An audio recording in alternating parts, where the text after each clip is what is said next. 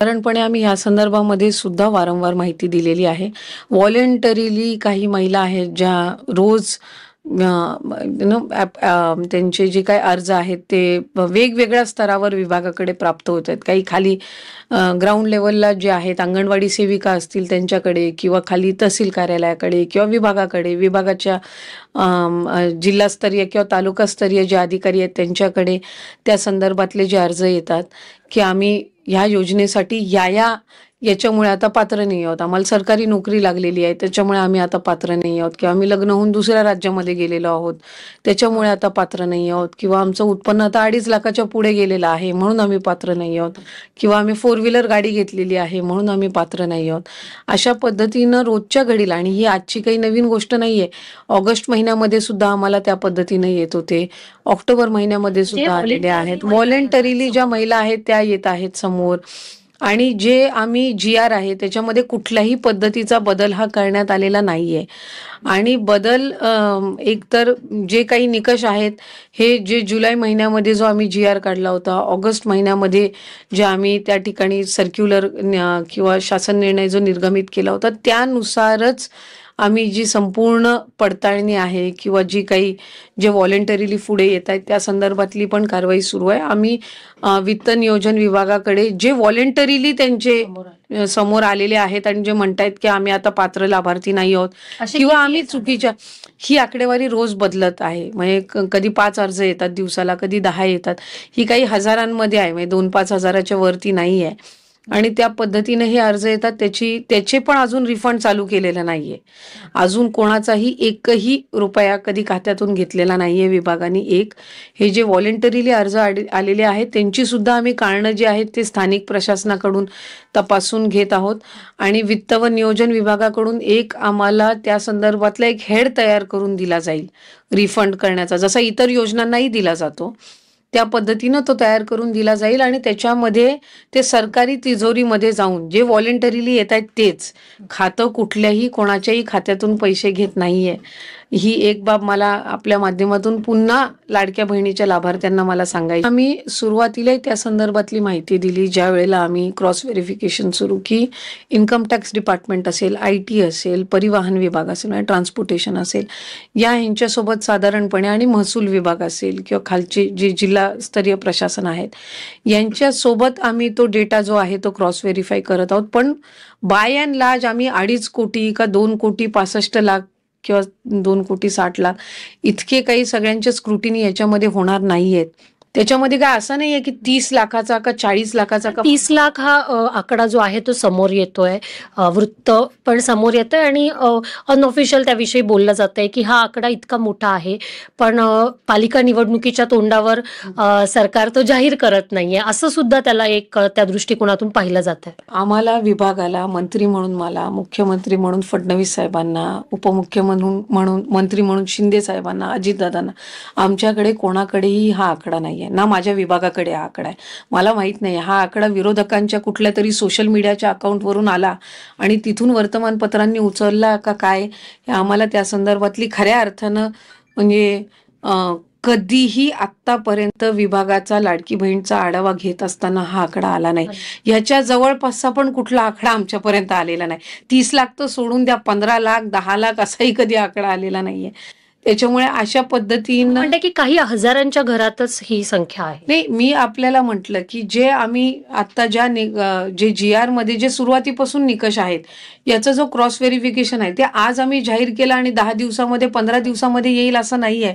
हा डेटा म्हणजे closely monitor करणं आहे, कारण ही योजना आम्ही फार प्रभावी पद्धतीनं आणि महत्वाकांक्षी योजना आहे. आम्हाला त्या संदर्भातले कुठलेच गैरसमज, आणि जर लाखांमध्ये असती तर मग 2,41,00,000 महिलांना कसं काय या महिन्यात पण लाभ गेला असता. गेल्या महिन्यात तर 2,40,00,000च महिलांना लाभ गेलेला आहे, किंवा त्याच्या आधी 2,34,00,000 महिलांना लाभ गेलेला आहे. तर हा 30 लाखाचा आकडा जर खरा असता तर मग 2,41,00,000 महिलांना कुठून लाभ मिळाला असता. एक शेवटचा प्रश्न, जसं तुम्ही म्हटलात किंवा उपमुख्यमंत्री, शेवटी काम करणारी माणसं कोण आहे, सरकार व्यवस्थित चालवणारी माणसं कोण आहे, गोरगरिबाला मदत करणारी माणसं कोण आहे, शेवटच्या माणसाला मदत करणारी माणसं कोण आहे, त्याचा विचार यावेळेस योजना करताना ज्या योजना दिल्या त्याच्यामध्ये जातीचा, पातीचा, नात्याचा, गोत्याचा विचार केला नाही. समाजातला गरीब घटक मग तो कुठल्याही जातीचा असू द्या, त्या सगळ्या महिलांना ह्याच्यामध्ये सामावून घेतलेला आहे. त्याच्यामध्ये 3 गॅस सिलेंडर मोफत देण्याची योजना, 52 लाख कुटुंबियांना वर्षाला 3 गॅस सिलेंडर मोफत.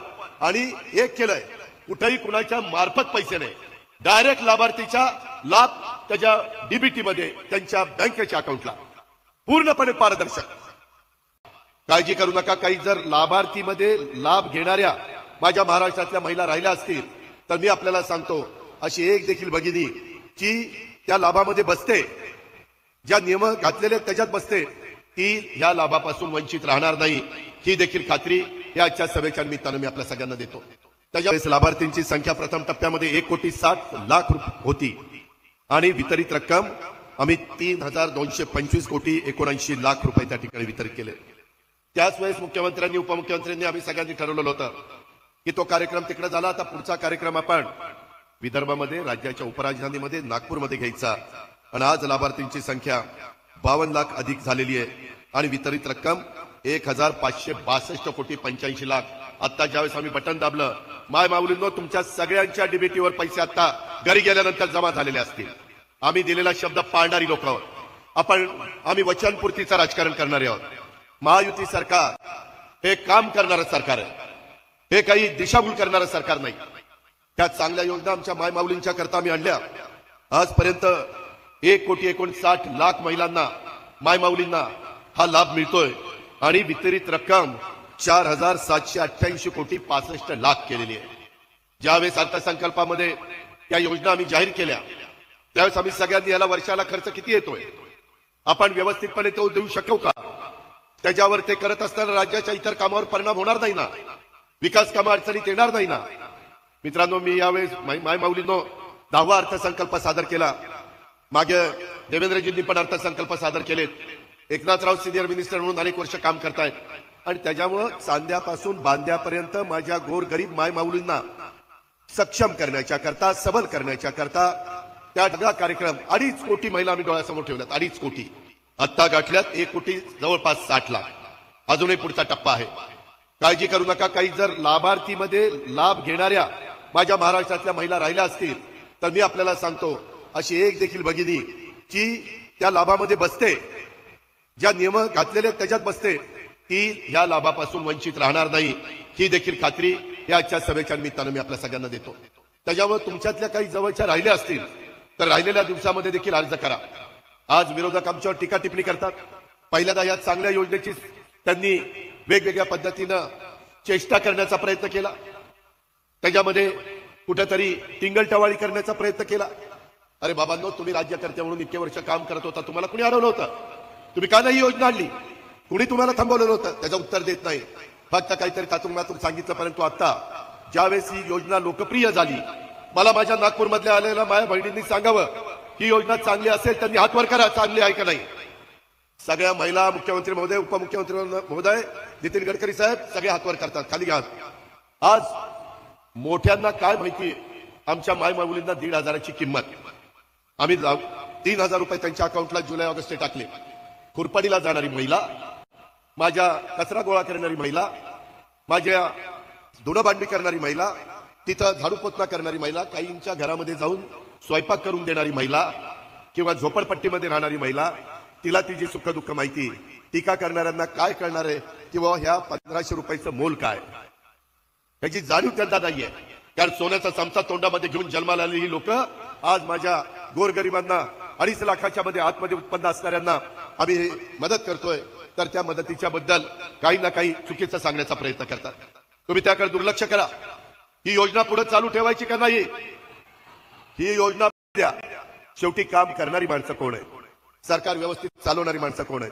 गोरगरिबाची विनंती आहे तर त्यांना Maharashtra police, railway police, jail police, राज्य राखीव police, excise police, driver police, bandsman police. तर विद्यार्थी मित्रांनो, पोलीस खात्यामध्ये जायचं असेल, ज्या विद्यार्थ्यांना लेखी पेपर काढायचा असेल, तर लेखीचा कमी वेळेमध्ये जास्त अभ्यास करायचा असेल, याच वर्षी भरती व्हायचं असेल, त्या विद्यार्थ्यांसाठी लेखीसाठी फेमस असणारा क्लास आहे लेखीची 100% हमी देणारा क्लास आहे. येथे तुम्हाला लेखीबरोबर फिजिकलचं परिपूर्ण मार्गदर्शन दिलं जातं.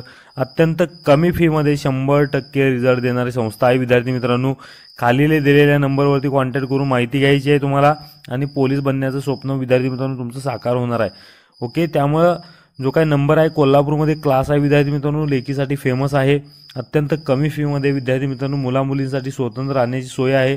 ओके, जो काय हा नंबर आहे विद्यार्थी मित्रांनो, या नंबरवरती तुम्ही कॉन्टॅक्ट करून क्लास जॉईन करू शकता आणि लेखीचं जे काय पेपर आहे तो तुम्ही काढू शकता. तर विद्यार्थी मित्रांनो, हा व्हिडिओ जास्तीत जास्त मुलांना शेअर करायचा आहे जेणेकरून त्यांना जी काही माहिती आहे ती मिळत जाईल. आणि चॅनलवरती नवीन असेल तर चॅनलला सबस्क्राईब करायला विसरू नका. ओके, धन्यवाद. जय हिंद, जय महाराष्ट्र.